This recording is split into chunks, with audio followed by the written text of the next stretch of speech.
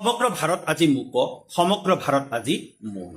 ৰাজস্থানৰ ঘটনাটোৰ কথাই কৈছো। 13 বছৰীয়া এগৰাকী কিশোৰীৰ ওপৰত 32জন মানুহে যি পাশবিক অত্যাচাৰ কৰিলে আৰু মৃত্যুৰ মুখলৈ ছোৱালীজনীক ঠেলি দিলে, সেই ঘটনাটোৱে প্ৰতিজন হৃদয়বান মানুহৰ হৃদয় ব্যথিত কৰি তুলিছে। আৰু সাধাৰণ মানুহতকৈ ময়ো ব্যতিক্ৰম নহয়, এই গোটেই ঘটনাটোৱে মোৰ বুকুত বিন্ধি গৈছে।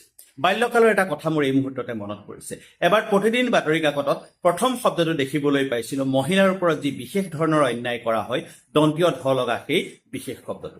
এই শব্দবিলাক আমি কেতিয়াও মুখলৈকে নানো। সেই শব্দটো দেখাৰ পিছত ঠাইতে থকা হেমকোষখন মেলি চাইছিলো শব্দটোৰ অৰ্থ কি, আৰু শব্দটোৰ অৰ্থ বুজি পোৱাৰ পিছত বাতৰি কাকতখন মই বিচনাৰ ধাৰিপাতিৰ তলত লুকুৱাই থৈছিলো। আৰু আজি সেই ঘটনাটোৱে সমগ্ৰ ভাৰতবৰ্ষ জুৰি চলি আছে।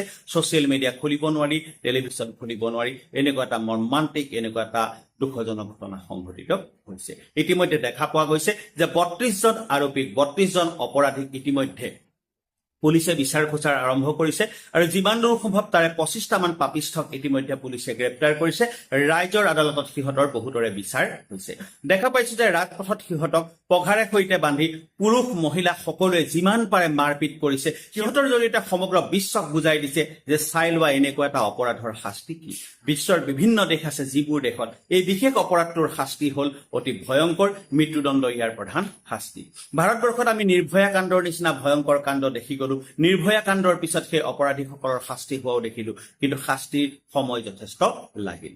মানুহে কয় জাষ্টিচ ডিলেইড জাষ্টিচ ডিটেইন, অৰ্থাৎ দেৰিকৈ ন্যায় পোৱাটো ঠিক ন্যায় নোপোৱাৰ নিচিনাই। কিন্তু নিৰ্ভয়াৰ ক্ষেত্ৰত আমি সেই ঘটনাটো ভালকৈ দেখা পালো যে তেওঁলোকে, অৰ্থাৎ নিৰ্ভয়াৰ পৰিয়ালটোৱে ন্যায় পাবলৈ সক্ষম হয়। বৰ্তমানৰ শেহতীয়াকৈ যিটো ঘটনা সংঘটিত হৈছে, সেই ফুলকুমলীয়া কিশোৰীগৰাকীৰ মৃত্যু হৈছে, এই ঘটনাটোৰ নিশ্চয় মুখ্যম শাস্তি হ'ব, কাৰণ গোটেই ভাৰতবৰ্ষ জুৰি হৈ আৰম্ভ হৈছে।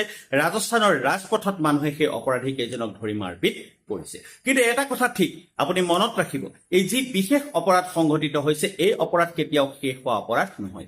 এই ধৰণৰ অপৰাধ কেতিয়াও শেষ নহয়, এইটো আপুনি লিখি থব পাৰে। কাৰণ মানুহৰ মাজত যেতিয়া পশুতে যে ক্ৰিয়া কৰে, তেতিয়াহ'লে এনেকুৱা ঘটনা সংঘটিত হৈ থাকিব আৰু ইয়াক ৰোধ কৰাৰ উপায় নাই। ইয়াৰ ৰোধ কৰাৰ এটা উপায় আছে, আৰু সেই শেষ উপায়টোৱেই হ'ল ৰাইজৰ আদালত। আজি ৰাজস্থানত আমি দেখা পাইছো, ৰাজস্থানৰ ৰাইজে সেই যিসকল অপৰাধী ব্যক্তি, সেই অপৰাধী ব্যক্তিসকলক ধৰি ৰাজপথতে মাৰপিট কৰিছে। সিহঁতক জন্তুৰ দৰে বান্ধি সিহঁতৰ ওপৰত অত্যাচাৰ কৰা হৈছে।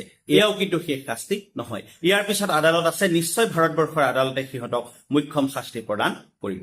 কিন্তু এটা কথা ঠিক যে এনেকুৱা ধৰণৰ অপৰাধবিলাক ৰোধৰ কাৰণে আমি কিছুমান বিশেষ ধৰণৰ ব্যৱস্থা গ্ৰহণ কৰিব পাৰো। যিমানেই ভাল নহওক আপোনাৰ সৈতে, যিমানেই আপোন নহওক, কোনো অচিনাকি ব্যক্তিৰ লগত আপোনাৰ কন্যা সন্তানগৰাকীক যোৱাটো আপুনি বন্ধ কৰিব লাগিব।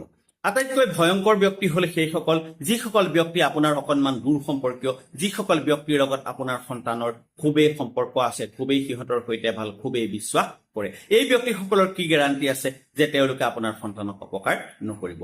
আপোনাৰ ওচৰ চুবুৰীয়া কোনোবা এঘৰ মানুহলৈ আপোনাৰ কন্যা সন্তানটিক পঠোৱাৰ সময়ত আপুনি 10 বাৰ চিন্তা কৰিবৰ সময় আহি পৰিল। এই কামবোৰ যদি আমি নকৰো, তেতিয়াহ'লে আমি ডাঙৰ বিপদত পৰিম। আপোনাৰ সন্তানটি টিউচন কৰিবলৈ গৈছে, আপোনাৰ কন্যা সন্তানটি কৰবালৈ ওলাই গৈছে, তাইৰ লগত আপুনি নিজেই যাবলৈ চেষ্টা কৰক। আৰু যদি আপুনি নিজেই যাব নোৱাৰে, তেতিয়াহ'লে তাইক আপুনি যোৱাটো বন্ধ কৰক। সেইখিনি শাসন অন্তত আপুনি সৰুৰে পৰা ৰাখক যে আপোনাৰ বিনা অনুমতিত কৰবালৈ যোৱাটো ছোৱালীজনীৰ কাৰণে এক অপৰাধ বুলি গণ্য কৰা হ'ব। আপোনাৰ অনুপস্থিতিত কৰবালৈ গৈ কৰবাত ঘূৰি ফুৰাটো এটা ডাঙৰ শাস্তি, অপৰাধ বুলি আপুনি গণ্য কৰিবলৈ আৰম্ভ কৰক। এনেকুৱা কিবা সন্দেহজনক ঘটনা দেখাৰ লগে লগে পুলিচৰ সৈতে যোগাযোগ কৰিবৰ কাৰণে পুলিচৰ নম্বৰটো আপোনাৰ ওচৰত থকাটো খুবেই দৰকাৰ। মই প্ৰায়ে ৰাতি নিজৰ কিছুমান ব্যক্তিগত কাম কাজৰ বাবে আঁতৰলৈ যাবলগীয়া হয়, আৰু যেতিয়া মই ঘূৰি আহোঁ ৰাতি 8টা-9টা মান বজাত, তেতিয়া মই দেখা পাওঁ 3-4 কিলোমিটাৰ মান মানুহ নথকা নিৰ্জন ৰাস্তাৰ মাজত সৰু সৰু গাড়ীবিলাক ৰখাই থোৱা হয়। বহুত গাড়ীৰ ক্ষেত্ৰত মই দেখা পাওঁ যে তাত আগ চিটত এজন পুৰুষ বহি আছে, আৰু তেওঁৰ কাষতে এগৰাকী মহিলা বহি আছে বা এগৰাকী ছোৱালী বহি আছে। সেই নিৰ্জন যি ৰাস্তাত, য'ত আমি প্ৰস্ৰাৱ কৰিবলৈকো খন্তেক সময় নৰওঁ, সেইবোৰ জেগা তেওঁলোক ৰোৱাৰ প্ৰয়োজন কি? পুলিচৰ পেট্ৰলিং যদি খুব সঘনে হৈ নাথাকে, তেতিয়াহ'লে এনেকুৱা ধৰণৰ অপৰাধ ঘটিয়েই থাকিব। আজি এই সৰু ছোৱালীজনীৰ যিটো অপৰাধ, এই অপৰাধটো ৰাইজৰ চকুত পৰিছে, কাৰণ বৰ্তমান সামাজিক মাধ্যমৰ যুগ, ইয়াৰ জৰিয়তে সকলো লোকেই গম পাইছে। এনেকুৱা ঘটনা ভিতৰি অনেক হয়তো ঘটি আছে, যিবোৰ ৰাইজৰ চকুৰ আগলৈ অহা নাই। হয়তো ছোৱালীজনীৰ ঘৰৰ অৰ্থনৈতিক অৱস্থা বেয়াৰ বাবে এনেকুৱা ঘটনা অহা নাই, হয়তো সমাজৰ কোনোবা প্ৰভাৱশালী ব্যক্তিৰ জৰিয়তে তেনেকুৱা অপৰাধ সংঘটিত হৈছে কাৰণে এই ঘটনাবোৰ পোহৰলৈ অহা নাই। কিন্তু এই ঘটনাবোৰে আমাৰ হৃদয়ত সদায় দুখ দিয়ে, কাৰণ আমি মানুহ।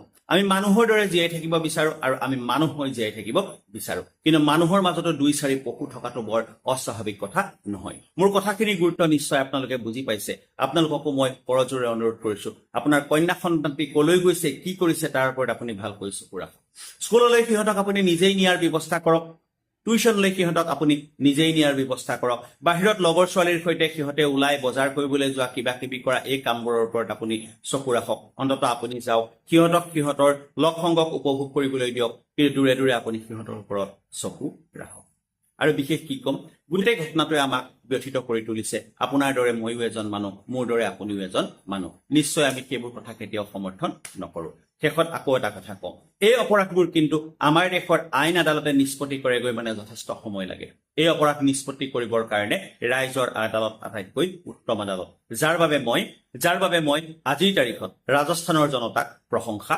কৰিছো